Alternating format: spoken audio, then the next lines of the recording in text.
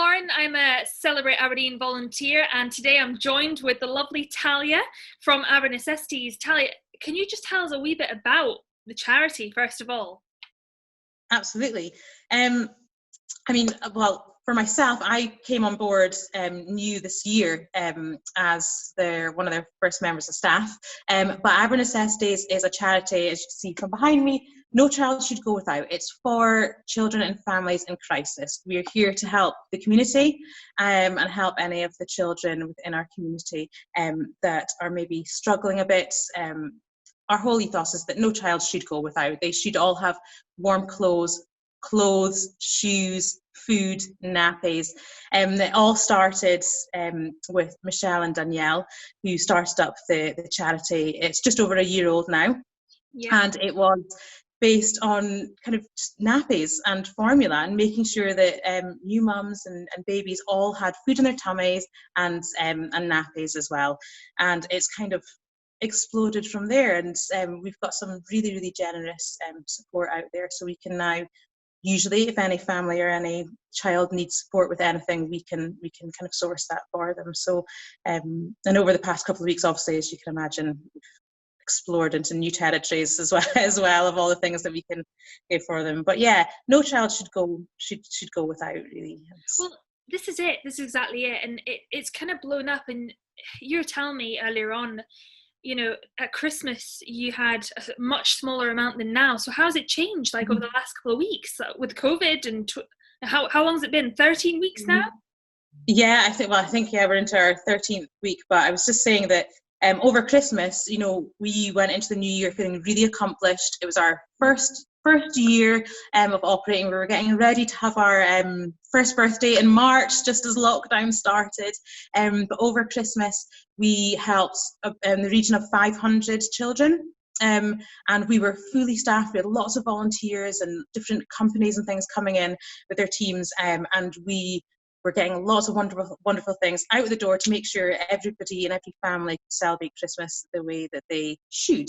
So we were really pleased with that. And now coming into COVID and lockdown, we have seen that increase incredibly.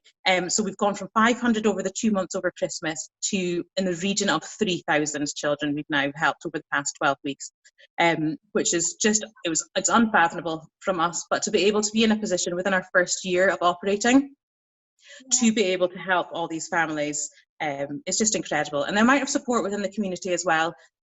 Usually if we can't provide or we don't have it within the building, what we need, we put a shout out and the community just rallies around the corporate support, the people within the community. So to say it's been busy is an understatement, but yeah, I think we're getting to the other side.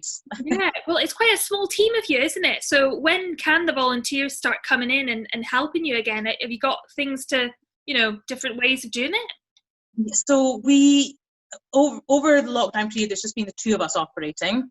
Yeah. Which has been a stretch. We've been working very closely with Nerves, so the blood banks who work with NHS, which has been an absolute godsend for us. And there have been volunteers, you know, coming in, well, not coming in, but getting online deliveries and things for us, which has been absolutely fab. We are slowly starting to reintroduce some of the volunteers that have worked with us for a long time as well. We're very lucky that we're in quite an open space. We're in a building that doesn't really have anything else in it. We're in an old office block, so there's lots of space.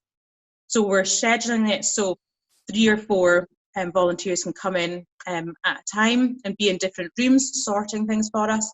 That's all rotated out, but at the moment we are working on a strategy to kind of start upscaling that, so we can, because we know that lots of people have been having clear outs and everything as well during lockdown, and there's lots of people with some beautiful things that they would love to donate to help us. So we, now that we're kind of clawing our way out of the depths of lockdown, are putting together a strategy to get more volunteers in safely, working on how we can start getting donations in as well safely, to get them out again to these families. Well, this makes sense, right? So to somebody who won't know how it works, what's the operation? So it comes in, you sort, and then it goes out to other people.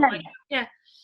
So we receive everything from children's clothing, so that's from like newborn all the way up to like 16, 17 years old. We also support mums that are in hospital, so we'll provide maternity things as well. They're donated. Here we've got sorting rooms, so our volunteers will then sort through what we have into sizes. They're all freshly washed, so all of our volunteers kindly take bags of washing home as well. So although we ask that everything comes in freshly washed, we will more often than not wash it again, just so we know that what's going out is fresh and clean and lovely for the family that it's going out to. We'll have things like clothes, we have prams, beds, cot beds, pieces of equipment, crafts, toiletries. We always give out toiletries, obviously. Any family goes through an abundance of toiletries as well. So it's all sorted and put into its place so that when we have an application, so if we go through an application process, we can just quickly fire around and grab what we need to grab and get that out. Then we like to turn around our application asks within usually 24 hours, but we say 48 to 70 hours. That's out.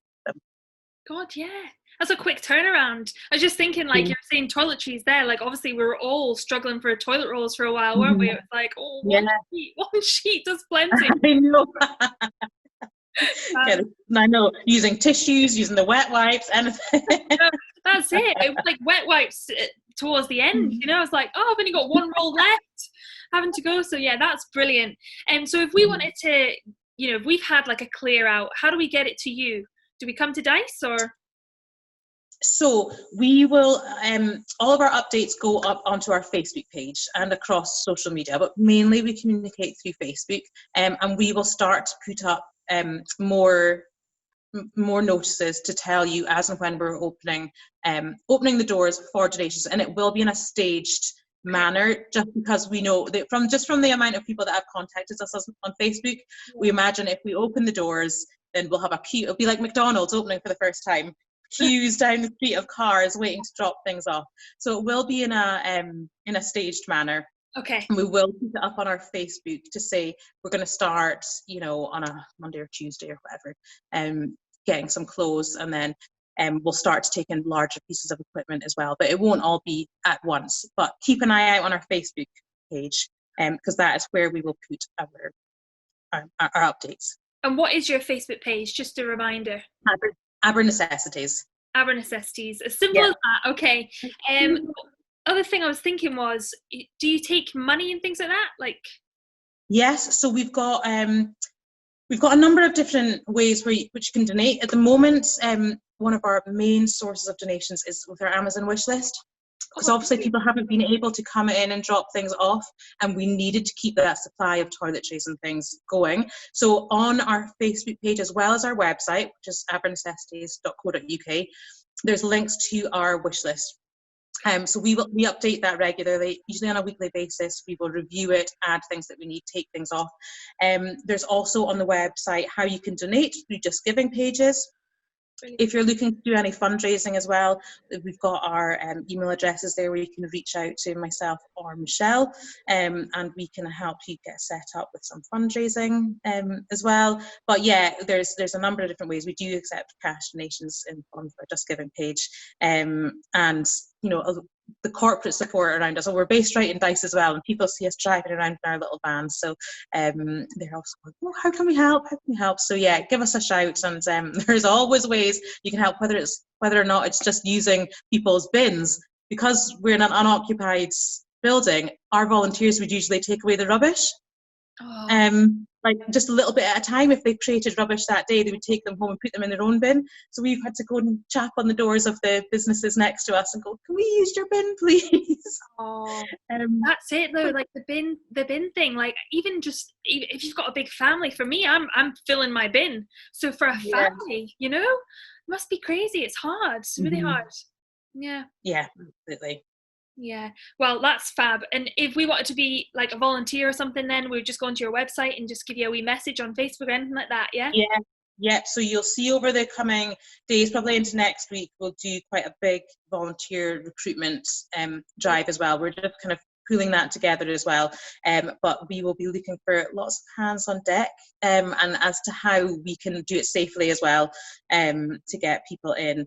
We have got a company as well that comes in really nicely every couple of weeks and sanitizes the whole place. So we are in a position to be taking people in safely. We just need to kind of stagger it and make sure that everybody is working as and how they want. And yeah, there will be, again, it'll probably be up on our Facebook page and on our website, as and where we recruit and what kind of areas. We're looking for people with all kinds of experience to come and help us, because we were donated a van, which is amazing for us. So it's a branded van, so we can drive around. But Michelle and I don't really have that much experience in what to do when, like, the little red light comes on or the windscreen wipers stop working. So, you know, things, we don't just need people to come and help us with donations. We need somebody, if anybody can donate their time to service the van and things like that. Honestly, these days though, like, all these random things keep popping up, isn't it? Like, all these like mad dashboards. Like, my granddad got a new car and he's like, why is there so many things to press? I just want a hammer and a screwdriver, and you just bash it together and that's it. But it's mad, isn't it? So many like. When we first got the van, I sat in it for about 15 minutes and couldn't figure out how to turn it on, because it was one of the ones where you got to put your foot in the clutch before the key turns. Yeah. And I was sitting there going, we've got a dud. It doesn't work. It's working. And somebody had to come from across the road. It's like, try putting your feet on the clutch. Oh, that's it. Yeah. Oh, bless. We've all been there. Don't worry. Yeah. We've all been there. Okay, one last thing, right? Obviously, Celebrate Aberdeen, it's not going to happen this year. So, as a part of celebration, what do you love about Aberdeen? We, as AberNecessities and as myself, I love the community spirit. It is, you know, as a community, somebody asks for something and everybody rallies round to try and support one another. And even if, for different charities as well, we work so closely with pretty much all the charities that are running throughout COVID right now. And we're all, you know, if we can't do it, we know who to reach out for to the other charity, or we know somebody that's doing something within the community. And everybody is really pulled together right now, and I hope that continues, and I think it will. That just the community spirit, and everybody wants to lend their skill set to helping others. And I think that's brought, in a sense, it has brought a really, really nice side out of everybody, and I hope we all remember it and continue when we start getting back to normality as well. Well, yeah. Depending on whatever normal is, we'll see. Exactly. I know. What is the new norm? I know, it's going to be odd. But thank you so much for chatting. Thank you. You're very welcome. Thanks. It was lovely to speak to you.